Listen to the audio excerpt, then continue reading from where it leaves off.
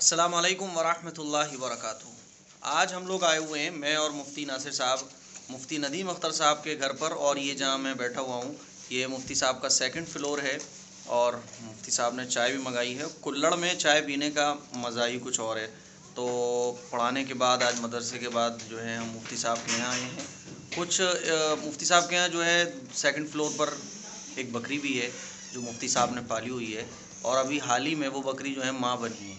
دو بڑے پیارے پیارے خوبصورت بکری کے بچے بھی ہیں جن سے ابھی ہم آپ کو ملوائیں گے، لیکن اس سے پہلے مفتی ناصر صاحب بھی ہمارے ساتھ موجود ہیں۔ ذرا مفتی صاحب کا مبارک چہرہ بھی دیکھ لیتے ہیں۔ مفتی ناصر صاحب، اور یہ ایک ہمارے مفتی صاحب کے شاگرد ہیں جو یہ چائے اور یہ پاپے۔ مفتی صاحب وہ آپ کے شاگرد ہی ہیں نا؟ اچھا، وہ بڑی محبت سے، جب میں نہیں ہوتا اور مفتی ناصر صاحب نہیں ہوتے تو وہ دو پاپے اور چائے مفتی صاحب سے انہوں نے بول رکھا ہے کہ ناشتہ آپ میرے طرف سے ہی کریں گے روزانہ، اور جب انہیں یہ پتہ چل جاتا ہے کہ میں بھی آیا ہوا ہوں یا مفتی ناصر صاحب آئے ہوئے ہیں تو وہ پاپے بھی بھیجتے ہیں اور چائے بھی بھیجتے ہیں، کہتے ہیں کہ آپ ناشتہ ہماری طرف سے رہے گا۔ تو بڑے محبت کے ساتھ، وہ بڑے خلوص کے ساتھ چائے بھی بھیجتے ہیں، کلڑ بھی دیتے ہیں ساتھ میں، اور یہ چائے کے ساتھ بسکٹ وغیرہ بھی بھیجتے ہیں۔ تو یہ چائے پینے کے بعد ہم آپ کو ملوائیں گے دو بڑے پیارے خوبصورت بکری کے بچوں سے۔ ایک تو یہ ہے، اور ایک وائٹ کلر کا ہے جو مفتی ناصر صاحب کو چھیڑ رہا ہے۔ دیکھیے تو بکری کے بچے جو ہیں نا بڑے خوبصورت لگتے ہیں، پیارے لگتے ہیں۔ مفتی صاحب نے ان دونوں کے نام بھی رکھے ہیں، اور اچھی بات ہے، نام رکھنا بھی چاہیے۔ مفتی صاحب کیا نام رکھا ہے؟ یہ والا بکرا ہے، اور بکرا اچھا، یہ نبی بکرا پاک ہے۔ صلی اللہ علیہ وسلم کا ایک بکرا تھا، اچھا۔ اور آپ صلی اللہ علیہ وسلم نے اس کا نام یمن رکھا تھا۔ اچھا، میں نے بھی سنت کی اتباع کرتے ہوئے، پیروی کرتے ہوئے اس بکری کے بچے کا جو کہ بکرا ہے اس کا نام یمن رکھا ہے۔ اس کا نام یمن ہے۔ اچھا، اور دوسرا جو بکری کا بچہ ہے وہ بکری ہے، اس کا نام میں نے زمزم رکھا ہے۔ اچھا، ماشاء کیونکہ اللہ کے رسول صلی اللہ علیہ وسلم کی ایک بکری کا نام زمزم بھی تھا، اور ان دونوں کی جو ماں ہیں اس کا نام ہے سقیہ رکھا ہے۔ اچھا، سقیہ بھی اللہ کے رسول صلی اللہ علیہ وسلم کی ایک بکری کا نام تھا۔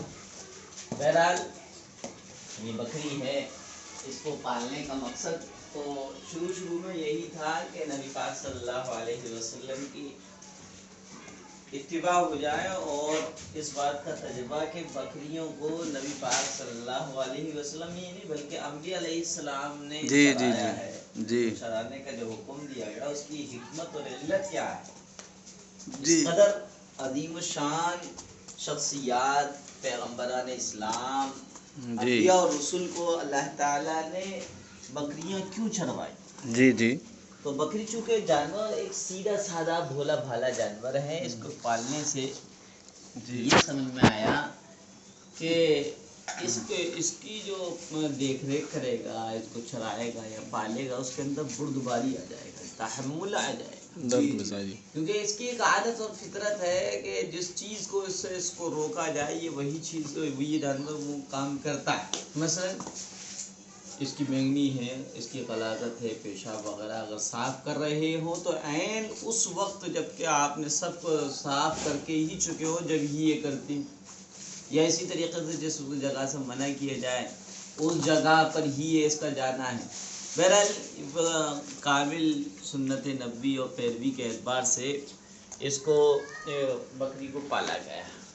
اب چونکہ یہ بکرا ہے، اس کی ابھی ختمیں باقی ہیں، جسے کہتے ہیں خصی۔ اچھا جی، چلو۔ ان دونوں کو پکڑا گیا ہے۔ بچے چاہے انسانوں کے ہوں یا جانوروں کے ہوں شرارتی ہوتے ہیں۔ اب بچے تو بچے ہی ہیں، کافی شرارتی ہیں، اچھا بھی لگ رہا ہے۔ تو کمال کی بات یہ ہمارے بلاگ میں کہ بہت ساری چیزیں آپ کو بلاگ کے ذریعے جاننے کو ملتی ہیں، اور بلاگ کے ذریعے آپ کو بہت ساری چیزیں سیکھنے کو مل جاتی ہیں، جیسے کہ مفتی صاحب نے بتایا۔ اور بہرحال جن کا بلاگ ہے وہ مفتی صاحب کچھ کہہ رہے تھے جو بات آپ کی ادھوری رہ گئی۔ نہیں، بس یہی کہہ رہا تھا کہ یہ جانور ہے، اس جانور کو پالنے سے بردباری آتی ہے، اور رہا پالنا تو جانور، ہر وہ جانور جو انسانوں سے مانوس رہتا ہے اور انسانوں کے ساتھ گھل مل کر رہنا چاہتا ہے، اس جانور کو پالا جا سکتا ہے، اور اس کے بس پالنے کے لیے شرط یہ ہے اس کے کھانے پینے، دانہ کا، اس کے پورے انتظام کا، اور اس کے جو حق ہیں ان کے کی ادائیگی کا خیال اور احتیاط ہو تو آپ جانور پال سکتے ہیں، اور جانور پالنے سے بہت فائدے بھی ہیں۔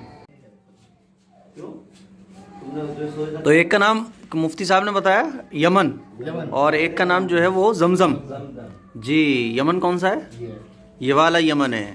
تو بھائی اگر آپ کے یہاں بکریاں ہیں اور بچے ہیں بکریوں کے، تو آپ بھی ان کا نام سوری بکری کے بچے ہوتے ہیں سارے، تو آپ جو ہے وہ نام رکھ سکتے ہیں. اب تک تو ہم آپ کو بتا رہے تھے کہ لڑکیوں کے نام، لڑکوں کے نام، دو بڑے خوبصورت نام آپ کو بکری کے بچوں کے بھی مل گئے ہیں، یمن اور زمزم. اور اس کی اماں کا نام کیا ہے؟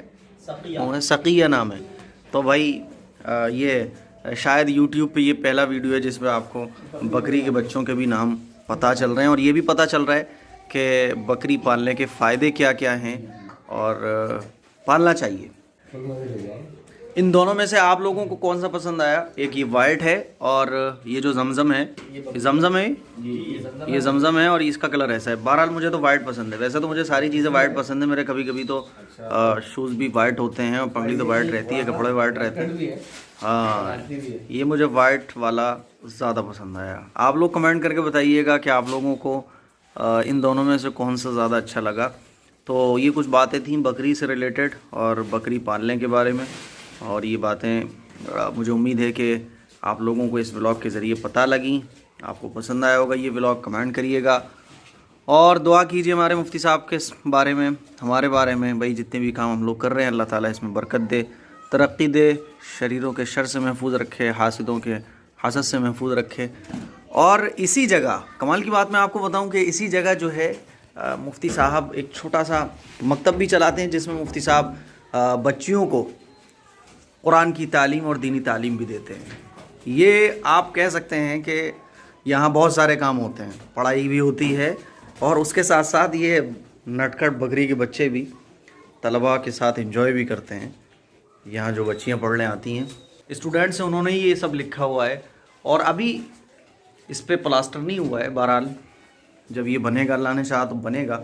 لیکن یہاں مفتی صاحب پڑھاتے بھی ہیں. بورڈ بھی ہے دیکھیں، مکروہ تحریمی، تنزیہی، دلیل قطعی، یہ سب کچھ ہے. غالباً اس میں جانوروں کے تعلق سے ہی کچھ باتیں کریں. جی اچھا ہاں یہ سب بتایا گیا نا کہ شرمگاہ، ودود، پیشاب، پتا، حرام مغز، جو ساری چیزیں آپ لوگوں کو کلپ میں آلریڈی بتائی جا چکی ہیں. مفتی صاحب نے بھی بتایا، مفتی ناصر صاحب بھی بتاتے رہتے ہیں.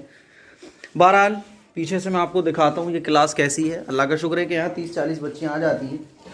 اور اچھا اس کی ایک وجہ یہ بھی ہے زمین پر بٹھا کے ہم کیوں پڑھاتے ہیں. بعض لوگ یہ کہتے ہیں نا کہ زمین پر بٹھا کے آپ لوگ کیوں پڑھاتے ہیں. اس کی وجہ یہ ہے زمین پر بیٹھا کر پڑھانے سے تواضع پیدا ہوتی ہے، اندر طبیعت میں تواضع پیدا ہوتی ہے اور تکبر ختم ہوتا ہے اور جو ہے وہ بڑک پن نکلتا ہے. یہ دیکھا گیا ہے جو بچے کرسی میز پر بیٹھ کر پڑھتے ہیں مفتی صاحب ان کے اندر تواضع نہیں ہوتی نا. یہ بالکل حقیقت ہے اور اس کا ہم نے کافی سال سے تجربہ بھی کیا ہے.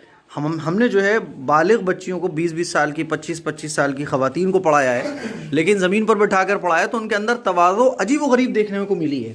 اور پھر جب ان کے ساتھ وہ بچے پڑھیں گے تو ظاہر ہے وہ جو مفتی صاحب نے صفات بیان کی کہ بکری اور بکریوں کے اندر جو صفات ہوتی ہیں اور ان سے طبیعت میں کیا اتار چڑھاؤ آتا ہے وہ بھی ہمارے طلباء کے اندر پیدا ہوتا ہے. تو یہ ساری خوبی ہیں. بظاہر میں یہ ایک عیب اور ایک نقص نظر آتا ہے، لیکن اس کی حکمت اور اس کی جو فضیلت ہے وہ تو جب جانتا ہے آدمی گہرائی سے تبھی پتہ چلتی ہیں. تو بس اینڈ کرتے ہیں یمن اور زمزم اور اس کی اماں کے ساتھ ہم اپنے بلاگ کا. السلام علیکم ورحمۃ اللہ وبرکاتہ.